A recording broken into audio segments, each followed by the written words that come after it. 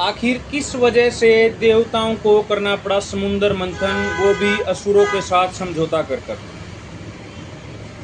क्यों महादेव को पीना पड़ा अलाहल विष, जिसकी वजह से महादेव कहलाए नीलकंठ? आज जानेंगे हम। एक समय की बात थी, ऋषि दुर्वासा को महादेव ने एक पुष्प माला भेंट की। तो ऋषि दुर्वासा ने वह माला प्रसन्न होकर देवराज इंद्र को दे दी। अब इंद्र देव को अपने पद का और अपनी ताकत का इतना अभिमान, इतना अहंकार हो गया था कि वह ऋषियों का सम्मान करना ही भूल गए थे। उन्होंने वह माला ऐरावत के सिर पर रख दी। ऐरावत ने वह माला उठाकर ऊपर की ओर फेंक दी, जिसकी वजह से वह धरती पर गिरकर सबके पैरों के नीचे आने लगी। यह देखकर ऋषि दुर्वासा बहुत क्रोधित हो गए। ऋषि दुर्वासा का क्रोध बहुत ज़्यादा प्रचलित था उस समय। उनका क्रोध इतना घातक था कि वो उसी समय श्राप दिया करते थे। अब क्रोध में आकर ऋषि दुर्वासा ने इंद्र देव को श्राप दिया, हे इंद्र, जिस ताकत का तुम्हें इतना अभिमान हो गया है, जिस पद का तुम्हें इतना अभिमान हो गया है, जो यश, जो ख्याति तुम्हारी है, ये सब नष्ट हो जाएगी। अब ऋषि दुर्वासा के वहां जाते ही उनका श्राप पल भर भी नहीं लगाया और इंद्रदेव और सारे देवताओं की शक्तियां क्षीण हो गई। अब इसी मौके का फायदा उठाकर असुरों ने स्वर्ग लोक पर आक्रमण कर दिया। अब बहुत भयंकर युद्ध हुआ, लेकिन असुर इस युद्ध को जीत गए। अब सभी देवता भगवान ब्रह्मा के पास गए और अपनी गलती का एहसास किया। तो भगवान ब्रह्मा उन्हें विष्णुदेव के पास ले आए। तो विष्णुदेव ने उन्हें बताया कि तुम्हें अमृत प्राप्त कर लेना चाहिए, वरना असुर तुम लोगों को मार डालेंगे। अब अमृत प्राप्त करने के लिए भगवान विष्णु ने बताया कि समुद्र मंथन ही इसका एक लौता इलाज है। तो भगवान विष्णु ने यह भी बताया कि अकेले देवताओं के बस की बात नहीं है समुद्र मंथन करना, तो आपको असुरों को भी साथ में लेना पड़ेगा। अब देवता सारे के सारे एक दूसरे के मुंह की तरफ देखें, बोला असुरों को। तो भगवान विष्णु ने कहा, चिंता मत करो, जीत हमेशा सत्य की ही होती है।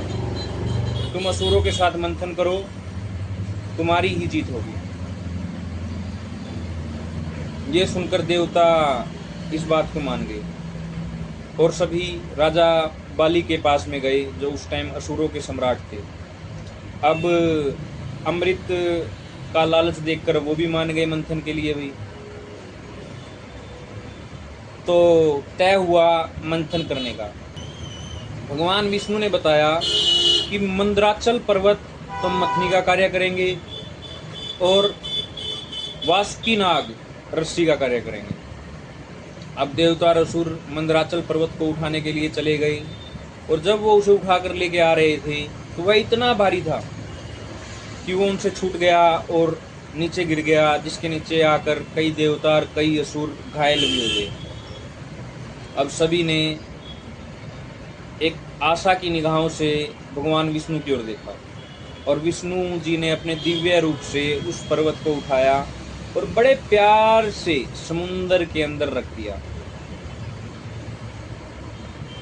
उसके बाद वासुकी नाग के पास जाया गया और उनसे सारी बात बताई गई। एक बार तो वासुकी नाग ने संकोच किया, लेकिन भगवान विष्णु के आग्रह पर वो भी मान गए। अब वासुकी नाग को उस पर्वत के चारों ओर लपेट दिया गया।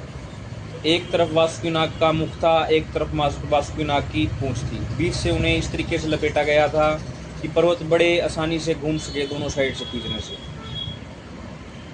अब इतना होते ही फिर से एक पंगा छिड़ गया देवता और दानवों के बीच में। दानव कहें कि हम मुख की साइड से खींचेंगे, क्योंकि मुख की साइड शक्तिशाली होती है, वहाँ कमजोर पड़ेगा।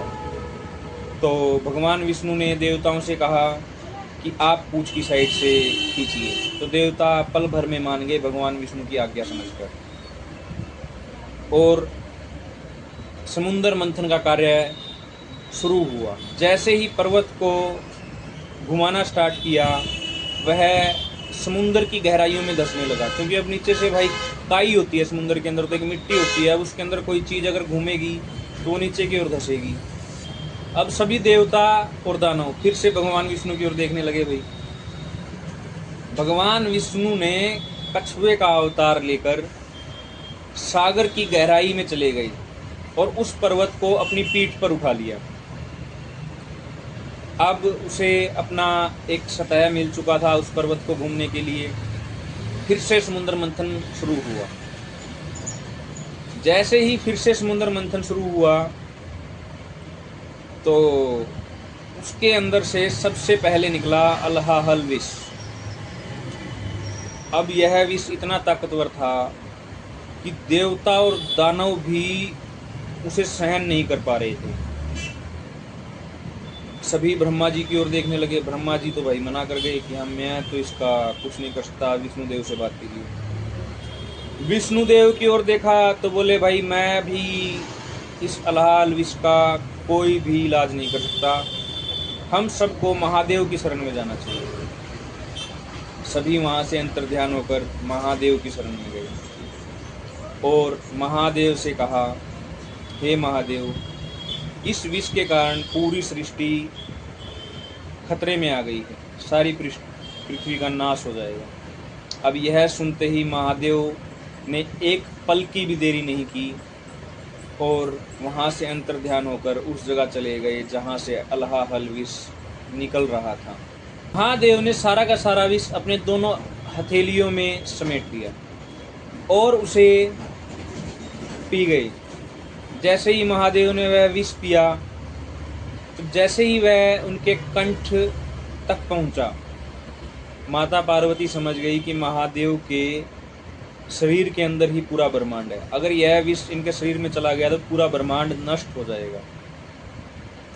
तो माता पार्वती ने उनके कंठ पर हाथ रखा और सारा का सारा विष महादेव के गले में ही रह गया, वहाँ से ना नीचे गया ना ऊपर गया। भाई महादेव हैं, कुछ भी कर सकते हैं। तभी से महादेव कहलाए नीलकंठ। तो आज के लिए इतना ही। कल हम जानेंगे और क्या क्या निकला समुद्र मंथन में से। धन्यवाद। हर हर महादेव, हर घर महादेव।